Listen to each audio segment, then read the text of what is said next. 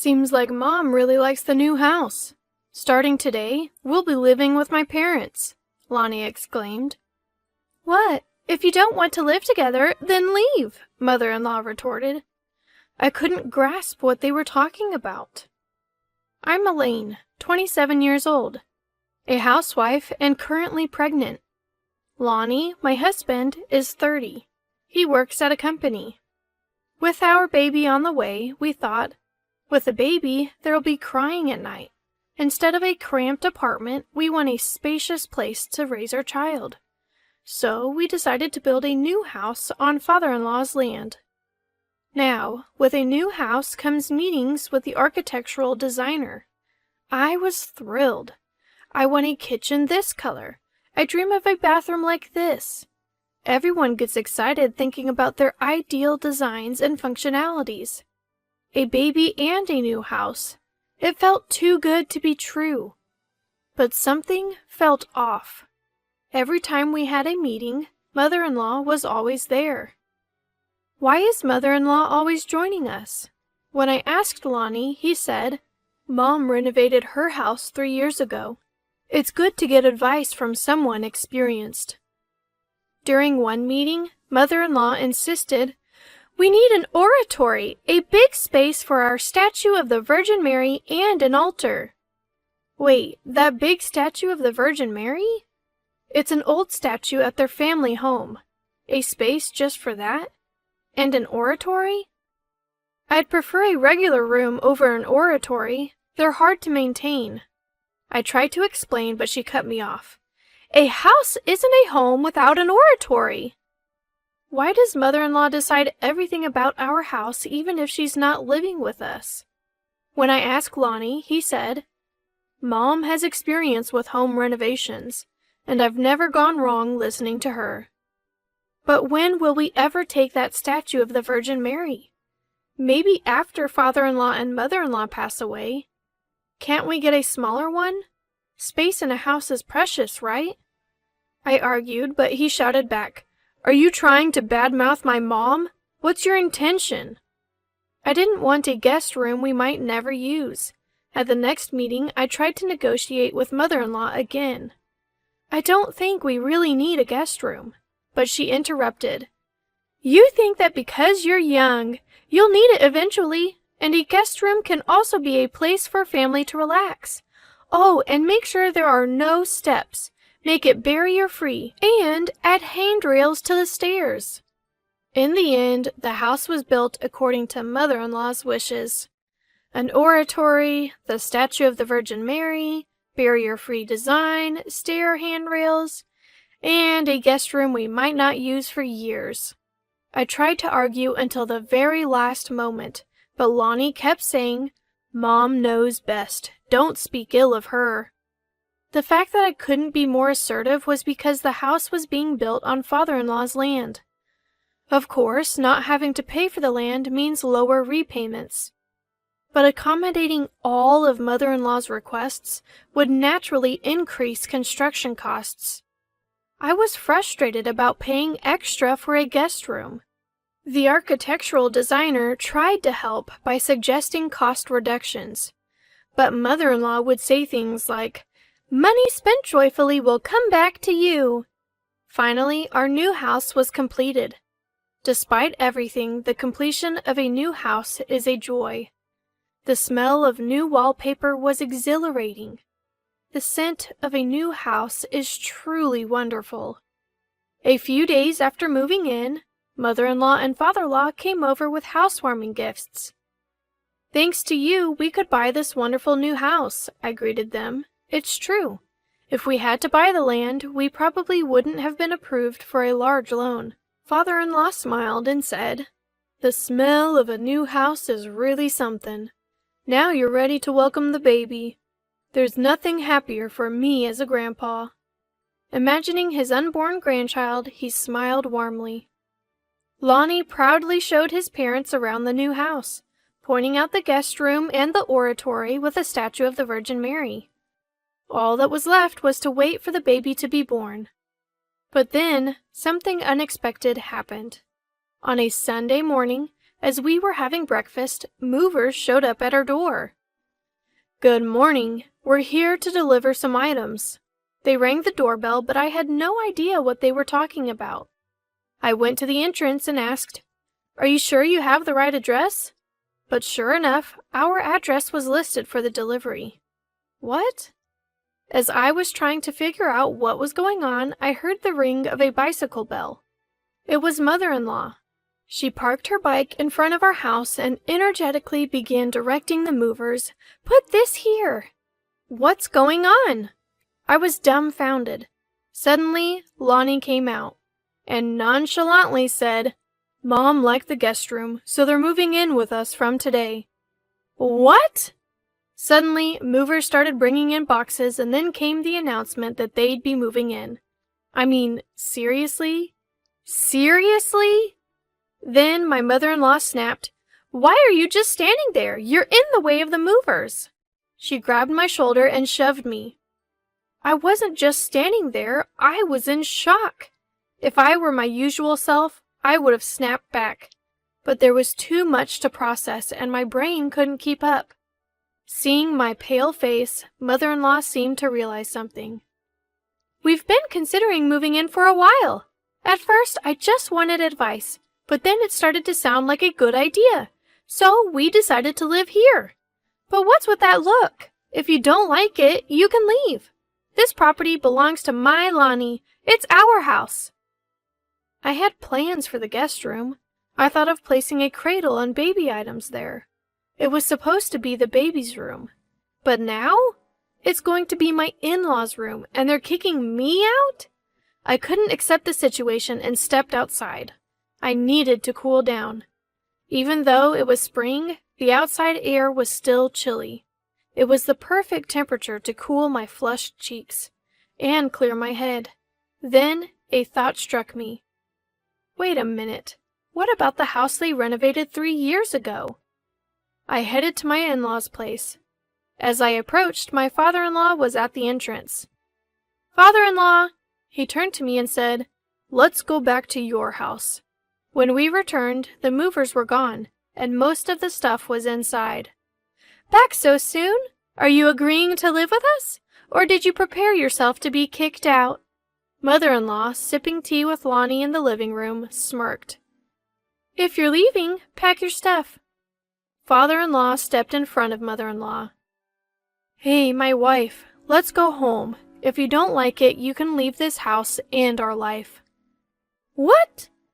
Mother-in-law dropped her teacup, spilling tea everywhere. "Why? We agreed to live here. Lonnie approved it too." She looked at Lonnie for confirmation. He nodded. "I agreed because Mom wanted it." Lonnie says it's obvious. Father-in-law was furious. "When will you stop blindly following your mother? Grow up!" I had never seen father-in-law so angry. Lonnie was taken aback. "My wife, she's changed," father-in-law said with a shaky voice. "Where did you get that spend money to make money idea?" Mother-in-law was cornered. "What?" I exclaimed, recognizing those words. "I know about that too." Hearing this, father-in-law sighed. "I thought so." He then shared the story. "It was all fun and games when we folded a $10 bill to make it look like $100. But then she started spending recklessly, believing that spending money joyfully means it'll come back to you. She even donated $5,000 worth of charity raffle tickets, saying it was to attract more money. Wait, what? $5,000? She bought raffle tickets and then donated them? As I tried to contain my shock, mother-in-law blurted out, "It's true, because it was on the internet." The internet? I couldn't help but raise my voice even louder than mother-in-law's. "So you're basing everything on the unpredictable nature of internet information?" I tried to piece my words together. I couldn't believe mother-in-law's justification for donating a bulk of lottery tickets to charity was based on something she read online. But she was dead serious. Just search for money-saving habits or money-attracting charms. You'll see. Here, look. Mother-in-law thrust her phone towards me. I couldn't hold back my laughter. Searching for charms? Why are you laughing? Because it's funny. Honestly, how could anyone not laugh? As mother-in-law continued her rant, turning red in the face, I couldn't stop laughing. Beside her, father-in-law said, I know, right? If she wasn't my wife, I'd be laughing too. Seeing father-in-law's defeated look, I felt bad and stopped laughing. It's heartbreaking to see your hard-earned money wasted like that. Father-in-law continued, That's why I wanted to help you while I still had some savings. I feared she'd eventually go after my land. He glanced at mother-in-law. I didn't want you two to suffer because of her misguided beliefs. I thought it was for the best, especially for our future grandkids. But Lonnie interrupted. Why are you bad-mouthing Mom? Even you, Dad? He stepped in front of mother-in-law, defending her. I was furious at Lonnie's attitude. I couldn't believe Lonnie's attitude and the way he spoke. I was done with both Lonnie and his mother.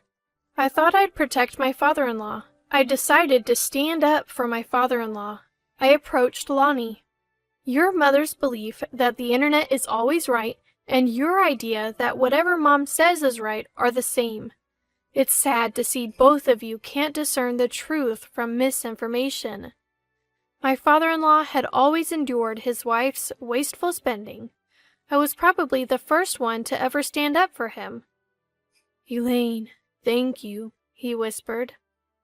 I thought I did enough by letting you build a house on my land, but I was running out of savings because of my wife. She then said, people and money, they go where the money is, suggesting we move in with Lonnie since he has money. It's beyond just believing everything on the internet. Their way of thinking is just bizarre. They're like hermit crabs moving from one shell to another. But Lonnie and his mother kept saying, but it's natural to go where the money is, right? If Mom wants to live with us, let her. That's why Lonnie even built an oratory and got a statue of the Virgin Mary. They kept ranting about how Mom is always right and the internet is always right. Their absurdity was so overwhelming that my father and I just exchanged glances. If this was the Lonnie I first started dating, I would have said, yeah, keep saying that, bye, and left him. But now that I knew how my father-in-law felt, I couldn't just walk away. I felt a burning sense of justice. After all, he would be the grandfather of my future child. First off, you're wrong, I firmly told his mother. Just because it's on the internet? Why don't you search superstitions or nonsense? I'm not against superstitions, but if you want more money, working is more realistic than donating to a lottery. If you'd spend the time you wasted complaining about the new house working part-time, you'd have earned some dollars by now. And you'd realize the effort it takes to earn that money and how hard my father-in-law worked to earn what you wasted. I then turned my attention to Lonnie. And you! You blindly believe everything your mother says, and you don't even realize you're being taken advantage of.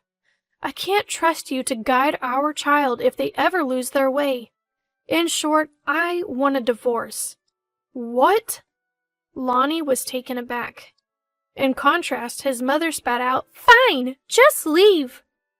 But it was my father-in-law who silenced her. I want a divorce too. She turned to him in shock. Yeah. Mother-in-law suddenly looked back at father-in-law. However, there is no island that haunts father-in-law. But I never wanted to live with my son and his wife. I just renovated my house and I plan to stay there.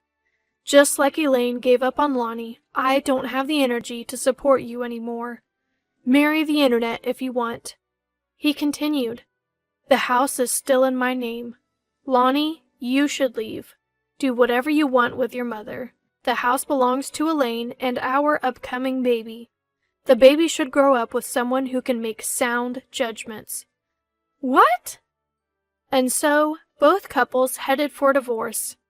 6 months later, after the divorce mediation, my father-in-law and I lived in our respective homes, while Lonnie and his mother were kicked out.